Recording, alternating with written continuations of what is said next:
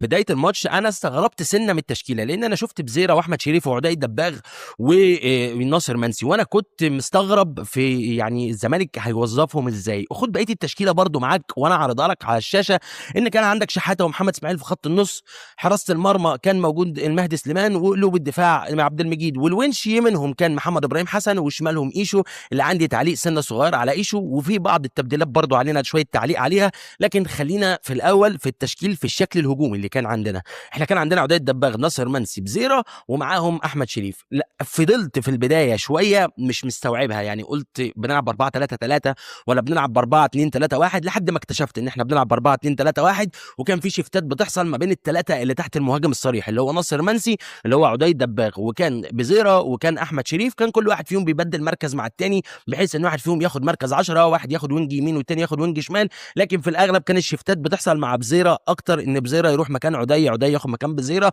وبزيرة يروح مكان شريف، وشريف ياخد مكان بزيرة كده. ده اللي أنا